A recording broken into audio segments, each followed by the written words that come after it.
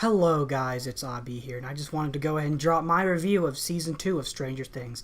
I finished Season 2 in about 2 days. I started it like about Friday evening, finished it at around Saturday afternoon. So I definitely binged that show. And I gotta say, I love Season 2. Or, I don't want to say I loved it. I'll say I really, really liked it. I thought it was good, although it wasn't as good as Season 1. So I'm going to go ahead and preface this review by saying I'm going to say a lot of negative things about Season 2, but just know at the back of my mind, I do really like it. And I will talk about why I really like Season 2. But again, I just don't think that it is as good as Season 1. So we're going to go ahead and delve into it. Let's begin. Also, I just want to say I have my notes on this laptop right here, so if you see me constantly refer to my notes, that's why. So before we talk about why I think Season 2 didn't work as well as Season 1, we're going to talk about the three things that I really loved about Season 1. And talk about sort of how Season 2 stacks up with these three things. So the first thing Season 1 had, this is sort of arguably the biggest thing that I think is the biggest draw for Stranger Things, and that is the characters. All the characters in Season 1 were likable. Any character you were supposed to like, you ended up liking. Any characters that you hated. Or you were supposed to hate, you hated. Although there weren't really a ton of that. Even the characters you think you're going to hate, like Nancy and Steve, initially you're just kind of like, who are these fucking idiots? But then as the show progresses, you start to grow more and more attached to them. And that's sort of the biggest strength of Season 1, is that all the characters were likable. And that sort of plays into the second thing, too, is the subversion of tropes and cliches. Season 1 starts off, it seems like it's just a cliched, like, especially with the teenagers, I found. Nancy's just this generic teenage girl who hates her brother. Jonathan's just this random loving dude who has a crush on Nancy, who you think is gonna get with Nancy by the end. And then Steve was just this random bully who's gonna end up getting broken up, or Nancy's gonna end up breaking up with him, and then for the Jonathan to come after her. And so Steve is, you just think all these characters are gonna play a certain way, and by the end of it, they don't. They go in completely different directions. They branch out into unique and complex characters of their own, and that's a huge thing that I think Season 1 did really well, was it sort of changed expectations for the better. I say for the better because Season 2 also did some subversion of cliches and expectations, but it did it in the other direction, did it in a completely backwards direction, for the most part. The next thing that Season 1 did, and this is sort of something that a lot of TV shows just generally have, Breaking Bad does it, Game of Thrones does it, it's just have all these subplots that end up converging and impacting each other. Season 1 has a lot of that. Every subplot that happened, whether it be with Nancy or Jonathan, with Mike and Eleven, with Hopper and Joyce, all of it converges onto finding Will, or discovering more about the Upside Down. And again, that's something Season 2 didn't do as well, but I'm going to get into it specifically. So for one, Season 2 did handle the characters just as well. All the characters were, in my opinion, just as good as they were in Season 1, if not a little bit better. Some of them were further explored. My problem with the characters in Season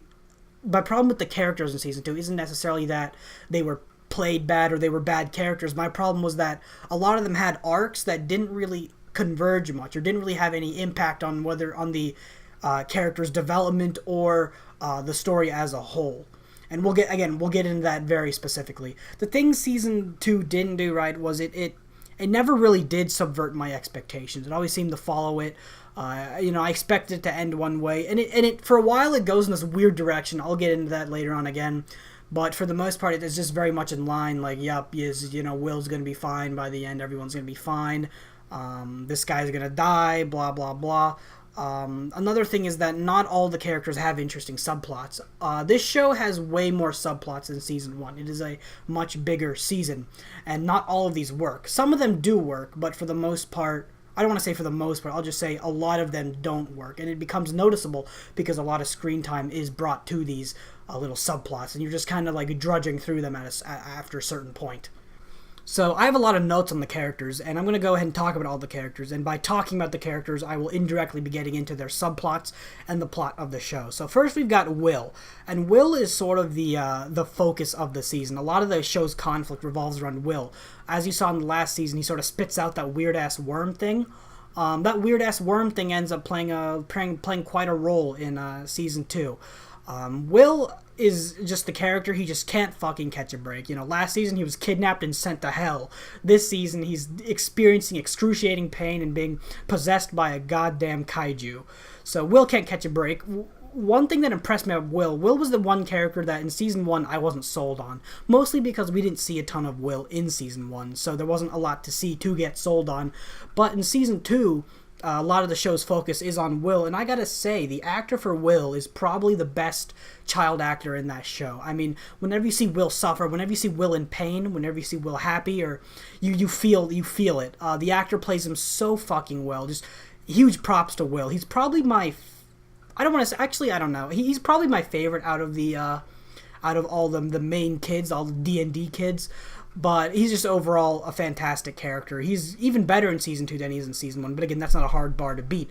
So Will is Will is the main character in my opinion in the show. A lot of the stuff that happens revolves around him once again. Next we have Mike, Mike was the main character of the last show, and Mike is pretty underwhelming in this season. He doesn't really do a ton in this show, not until episode 3 anyways. And Mike is pretty much the same character he was in the last show. He doesn't really develop a whole lot. He's just kind of like a nice guy generally. He's all like, oh, 11, 11, 11, 11, 11, 11. Mike's the same character, so he's not bad. Again, I liked Mike in season 1, so the fact that he's the same character doesn't bug me. And he already had a huge arc in the last season, so I'm okay that other characters sort of take priority over him. Next we have Dustin, and Dustin was my favorite of the kids in the last season, and he is just as amazing in the show. Dustin is given a subplot, and it's kind of strange. Dustin's subplot revolves around finding this little tadpole thing, this little creature, and he raises it, and then the creature ends up being one of the main upside down monsters. And I don't really see the purpose of that plot. It doesn't change Dustin as a character. It does kind of explain what exactly the demi-dogs, which is, we'll talk about the demi-dogs a little bit later, but it sort of explains what the demi-dogs are, but that's really all it does. It doesn't affect Dustin. It doesn't really affect the overall plot, because these demi-dogs were already in the show. It's just we're seeing one specific demi-dog grow up. The reason why it doesn't work as well is because there's hundreds of demi-dogs in the show already, and so to see one just grow up doesn't really make a whole lot of sense or really have any impact on the viewer, and it doesn't really change Dustin as a character. But with that said, Dustin still has amazing dialogue. He's just as vulgar as he was in season 1. He's son of a bitch, shit, he's just the same character, and he's fantastic to see. Next we have Lucas, and Lucas was definitely my least favorite of the first group, probably because he was just so hateable. He was the one character I didn't like, and I wasn't sure if I was supposed to like him or hate him, but I didn't like him. And I do like him more in season 2 because he's fleshed out a little bit more. He is given a subplot with this one other new character named Max, which we'll get into. The romance itself, it's sort of a little romance.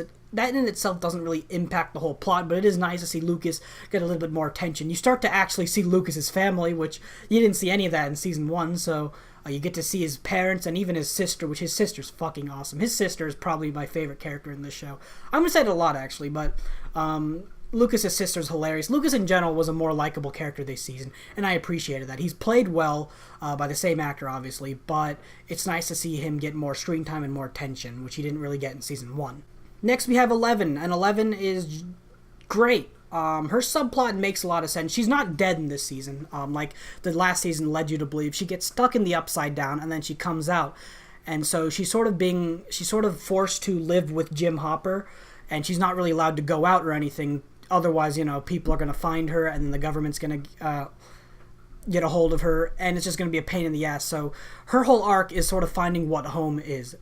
Initially, she thinks it's with Mike, initially she thinks it's with Jim Hopper, and then she starts to get sick and tired of Hopper, and so she thinks it's with Mike. Something dumb happens with Mike's story where she gets jealous. So then she goes to her mom, and then she just leaves because she thinks that her aunt, I think, is just against her or trying to send her to the government. And then she goes to her sister, and her sister. So let's go ahead. While we're talking about Eleven's story and her sister, we're going to go and talk about episode 7. Episode 7 is fucking awful. It's called The Lost Brother, and it's exactly what it sounds like. So, Season 2 starts off with this sort of weird heist thing, where you see, like, these people get away, and then you see, like, another girl in the show with the same tattoo as 11, only it says 8. And then, once that opening scene happens, you don't see her ever again until Episode 7. Episode 7 is, without a doubt, the worst episode of Stranger Things. By far, it doesn't even come close. Nothing about Episode 7 was good. It comes out of nowhere. It takes place in Philadelphia, which is so strange because a large part of the show was that it took place in Hawkins, Indiana. A large part of the show was that it was in Hawkins, Indiana. So then 11 just goes to Philadelphia for some reason and then becomes like this weird runaway X-Men kind. It just feels like a shitty X-Men show. It doesn't feel like a Stranger Things episode. Not to mention, the whole long-lost brother/sister cliche is tiring. I don't like seeing it. It wasn't done any better in this show. It was just typical. 11 meets her sister. Her sister turns out to be not who 11 thinks she is. So 11 ditches her. The only purpose I could see this having for the show is really for season 3. I don't know what their plans are for season 3, but I'm pretty sure we're gonna see episode 7's plot elements of all these characters sort of making a comeback, which I fucking hate. I don't like anything about episode 7. I'd be okay if I never saw any of those characters ever again. Another issue with episode 7 is that it happens right after a cliffhanger on episode 6. Episode 6 ends off with a cliffhanger, and then it's unresolved for the entirety of episode 7, and then it's picked back up again in episode 8. Episode 7 just comes out of nowhere, shoehorned right in there. I don't know what they were thinking of. Like, was it there to set up season 3? Was it there because they wanted to spin off and make their own show? I don't know what the point of episode 7 was. Anything that the impact that episode 7 has on 11 is that she sort of realizes that her home is in Hawkins, Indiana, with Jim Hopper, with Mike, with her friends. But I feel like you could have said that in another episode. You could have put that in another episode, episode 6, episode 5. You didn't have to fucking send her to Philadelphia. Have her join a stupid discount X-Men and do all this bullshit just to send that one little message across. Because it's dumb. It doesn't look good. It's just... Episode 7 was so jarring to me. Like, even when I was watching it, I was like, what am I looking at? Luckily, after that, episode 8 and 9 are fantastic, so it did make up for episode 7. But episode 7 is so problematic in the general flow and pacing of the season that it's enough to ruin 11's subplot for me. Because I was on board with 11 until that part came along, and it just came out of nowhere, and oh god, I'm fucking done talking about episode 7. Next we have Nancy and Jonathan. Nancy and Jonathan don't really do a whole lot in this season. Their whole thing is that they're doing the whole Justice for Barb thing, where I guess now Nancy feels bad for Barbara. So she breaks up with Steve, saying that she never loved him, and she decides to go and help uncover the truth. Not uncover, but release the truth about Barb. And she does this with Jonathan. The whole takeaway from this subplot is that Nancy and Jonathan hook up, and they are together, but that's really it. It doesn't impact the greater plot. It's nice to see Barbara get some justice, but it does that at the expense of making sense within the show. The way Nancy and Jonathan converge with the episode 8 and 9 is sort of lazy. They could have happened any time. They didn't need to have specifically gone in this Justice for Barb thing. You could definitely tell that was mostly there for closure, for the people that wanted to see what happened to Barbara. That's what it was, but it really doesn't have anything to do with the main plot of the Mind Flayer, which is the fucking kaiju you see in the trailers. It has nothing to do with that. It has nothing to do with the demi-dogs. It's just there because the internet hashtag Justice for Barb. Next we have Steve, and Steve is my second favorite character in the show. He was the character that in the first season he started off as this generic bully, but then he develops, and we all know that scene where Steve redeemed himself for all of us. It was the scene where he got Lucille the baseball bat and just beat the Demogorgon with it. That's when we were all like, okay, Steve, you're okay. I feel bad for Steve. Steve gets dicked by Nancy. Nancy gets drunk and says she doesn't love Steve. So Steve naturally breaks up with her, and he's pretty depressed for the whole season. He handles it like a champ, though. He has no hard feelings towards Jonathan, no hard feelings towards Nancy. You see a character that's truly grown since the last season. Steve doesn't really do a whole lot in the beginning aside from get dumped by Nancy, but he does later on he does help the kids a lot. He helps Dustin and Lucas and the new character, which I'll talk about. And Steve's great. He risks his life for these kids. He babysits these kids. He's a fantastic character. He's the one character that you see, like, you can see him when you watch the first episode of season 1 and you watch him in episode 9 of season 2. You see, like, oh, this is a different character. You can tell, like, there's a natural progression with how he's changed, and he would be my favorite character if not for Jim Hopper. Jim Hopper was my favorite character in season 1. I love Jim Hopper. I love David Harbour as Jim Hopper, and he's just as great in season 2, if not better. His subplot revolves around, as I touched up with 11, he's sort of raising 11. He's very strict with 11 because, again, he's trying to keep her safe. And that works really well with his character and with the complexity of his character because he's flawed. He's not a good person. Well, he is a good person, but he's fundamentally flawed like a lot of the other characters in the show, but it's very obvious with him, and it sort of forces people to shun him and to hate him when us as an audience can see he's a great guy underneath it all. He's such a likable character, and he's handled even better in season 2. That he's just my favorite character in the show, hands down. He's handled fantastically in season 2, and I couldn't be happier with the direction they're taking Jim Hopper. Now we have Joyce Byers. Joyce Byers in the last season was psychotic. She was crazy, but that's what made me like her so much. She was understandably crazy. She had reason to be fucking insane. Her son, for fuck's sake, her son was kidnapped, and then she finds out her son is in hell. Like, Joyce lives a tough life. So her big arc sort of revolves around, in the beginning, she's very protective of Will, understandably, because Will got kidnapped and sent to hell in the last season. So Joyce is very protective of Will, much to Will's dismay. But it's understandable. Even if I do think once in a while, I'm like, all right, Joyce, you gotta let Will go. It still makes sense that, it still makes sense because, given her experience in the last season, you can see why she would be so strict with Will. Her big arc is sort of letting Will go out a little bit more, sort of accepting that her son is no longer like a little child. She's a big part of the show is her having to accept her son's pain and having to honestly deliver pain to her son for the greater good and for her own son's good, and it's fantastic to see. Joyce Byers is great in this show. She's great in season 2. Her subplot and her arc is directly influenced with Will's conflict, because the whole thing with Will is that he's getting possessed by the main villain, the Mind Flayer, and a large aspect of that is because Joyce just because of the bubble Joyce puts him in. So just overall satisfied with Joyce Byers. Next we have Bob. Bob is a new character introduced in season 2. Bob is fucking I love Bob so much.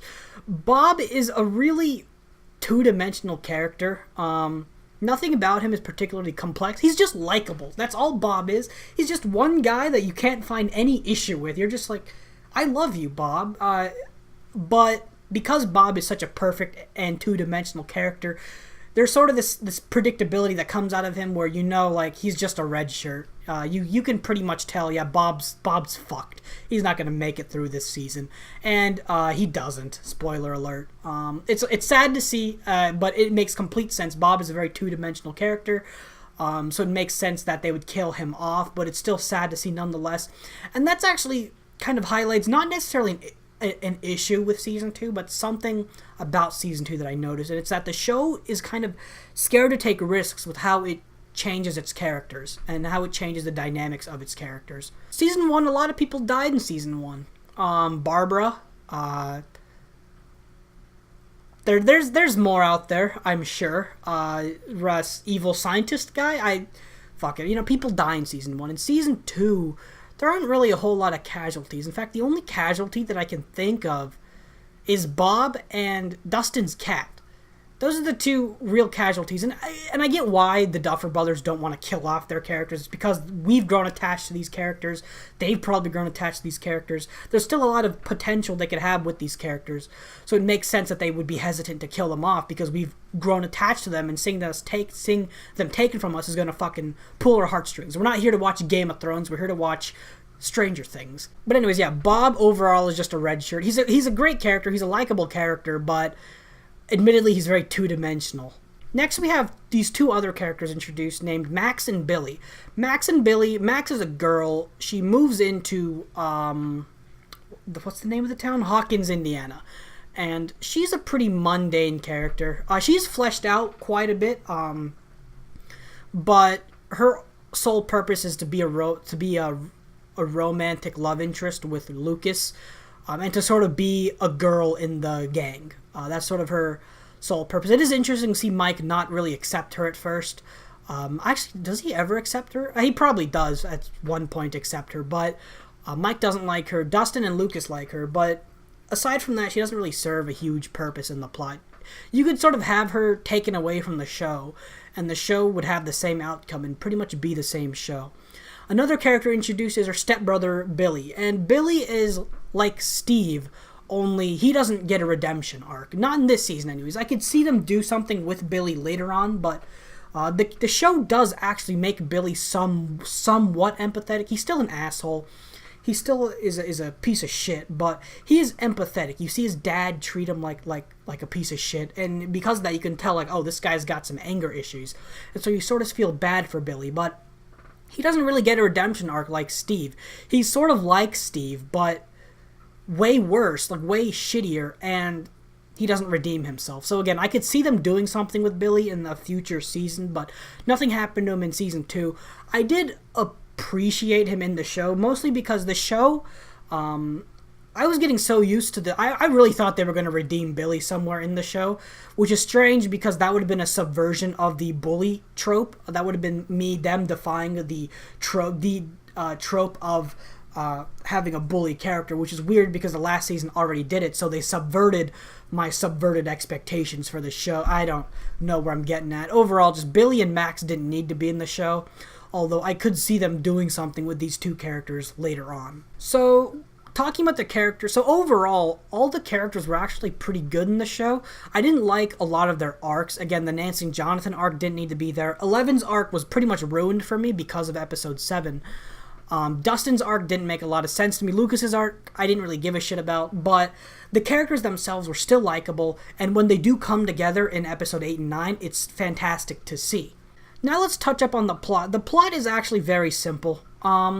Even though it's much larger scale than season 1. Season 1 revolved around the Demigorgon and how it kidnaps Will, whereas this show revolves around, or it's hinting at this giant fucking kaiju monster called the Mind Flayer.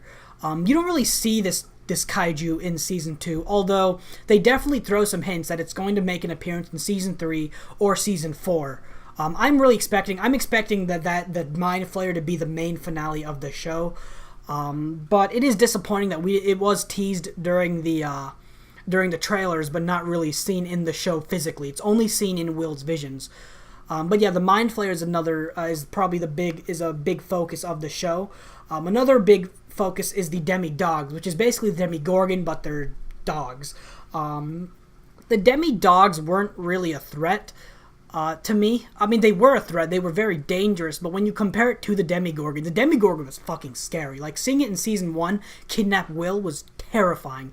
The Demi-Dogs are much more straightforward. They're less scary like the Demigorgon, and they're more just like, they're just dogs. They're just vicious animals. They just vicious animals that look weird. Their whole thing is that there's a lot of them. There is this subplot where you do see a Demi-Dog get raised. You see a Demi-Dog grow up in Dustin's story, and that's sort of another thing that takes away from the threat of the Demi-Dogs. Because you see a Demi-Dog grow up, you realize, like, oh, these are just, you've seen them grow up, like, so they're no big deal, right? Where the Demigorgon had this very big mystery to it, and this big menacing look to it. The CGI in the show is improved in season 2, much more improved than in season 1. That was something that bugged me about season 1. The Demigorgon looked really weird in season 1, and the Demi-Dogs still do look weird, but they do look a little bit better. And basically the season ends with 11 coming back and closing the gates of hell. My problem with 11 is that she's going to start feeling like, even in this season, it sort of felt like this, but it's sort of starting to feel like she's becoming less of a character, more of a plot device. We saw her huge arc in season 1 and 2, so I'm very curious as to how they're going to progress with 11, how they're going to develop her even further without making her feel like a plot device. I guess that's I should have said that fucking back when I was talking about 11, but it was in my notes here about the plot. Overall, the plot is very simplistic. I cannot wait to see this giant kaiju, the Mind Flayer, actually in action, actually fucking attack Hawkins, Indiana, in a setting outside of Will's upside-down nightmares. Overall, Season 2, again, I talked about the things I liked about Season 2, all the characters, all the plots. Season 2 was shot just as well as Season 1. I love the direction of the show, and the soundtrack is fucking awesome. They throw a lot of 80s tracks, a lot of popular 80s tracks. It's a little bit on the nose, like, oh, look, guys, we're in the 80s. Ooh, look at all this. They're playing the Runaways. It's the 80s, guys. Ooh. But I did appreciate it. I love 80s rock. I love 80s music, so seeing it in Season 2, just like in Season 1, was a blast. The show does a very good job, does just as well as capturing the 80s in Season 2. And again, that's sort of the biggest appeal of the show. Something that Season 2 doesn't have, that Season 1 did have, is the novelty. The reason why Season 1 works so well is that it did it first. It had, like, we didn't really know what to expect in Season 1, and we see all this, and we're overwhelmed because of how, like, remarkable it is to see. But in Season 2, that magic is sort of taken away, but, they do the best they can with it. So I can't really fault them too much for that lack of magic that Season 2 had. Overall, Season 2 was a very good season. I am excited for Season 3. I didn't like it as much as Season 1, for the reasons that I stated in this video. But yeah, I don't really give it a rating. I don't really like rating movies. I would recommend it. I've heard a lot of people do like Season 2 more than Season 1. That's fine. I personally didn't like it, but I can see why someone would. There is a lot to love about Season 2. So yeah, this has been me, Abhi, here, dropping this hot review of Stranger Things Season 2. I'll see you guys in the next one. Peace off. Bye. Oh god. Oh god, my foot's numb. Fuck my foot's numb.